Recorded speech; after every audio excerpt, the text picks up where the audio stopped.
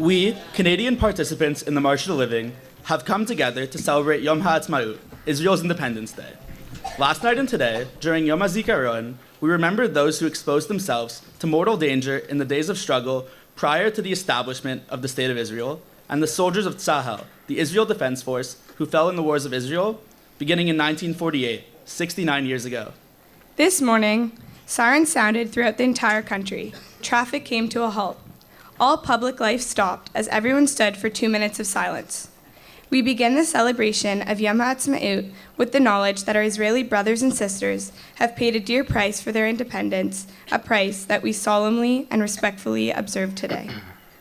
Here we stand in the vicinity of Latrun, where the Battle of 1948 was crucial in Israel's struggle for independence.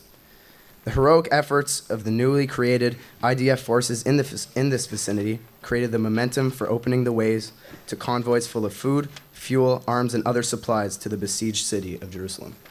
Almost 70 years ago, a young 20-year-old platoon leader named Ariel Sharon, Zichrono Livracha, nearly died in the same area. In a wadi barely visible from the road, where rushes now separate bright green vineyards from golden brown fields of grain. He was pinned down for hours with his men. He was shot in the stomach and thigh. His radio was destroyed, and he did not hear the order to withdraw.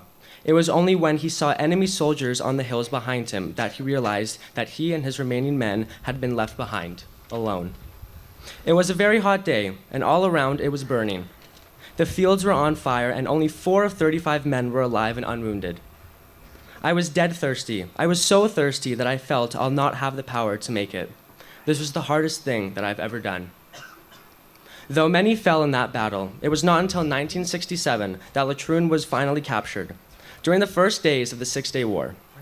We will now recite a poem in honor of the memory of those brave and courageous soldiers who fell in battle here in this area in 1948 and in 1967, and in honor of all the heroic soldiers who sacrificed their lives in defense of the State of Israel since the founding of the Jewish state. The Parade of the Fallen. They come from the mountains, from the valley, from the desert. They come, names, faces, eyes, and stand for the parade. They come with a masculine step, strong and tan.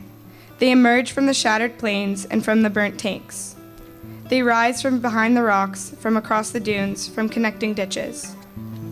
Brave as lions, tough as tigers, swift as eagles, and they pass, one by one, between 2 rows of angels, who feed them candy and place flowers around their necks. And I look at them, and all of them are happy. These are my brothers. My brothers. And they meet one another, black eyes and blue and brown. And they remind one another of names and weapons and places, and pour each other cups of coffee and tea. And they shout out suddenly, calling, "How are you doing, man?" And they meet my friends and comrades in the crowd, and the officers slap the private's shoulders, and the privates shake the officers' hands, and they burst into song and clap their hands. And the meeting lasts a day and a half, a day and a half. Because there has never been a group like this in heaven. And then, suddenly, they hear familiar voices crying. And they look homeward at fathers and mothers, at wives, children, brothers and sisters. And their faces are silent, and they stand confused. And then someone quickly whispers, "Forgive us, we had to. We won the battles, and now we are resting. These are my brothers, my brothers."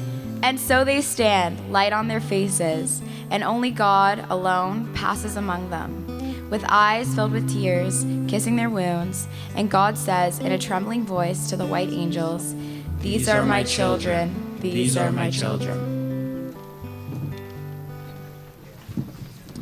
69 years ago today,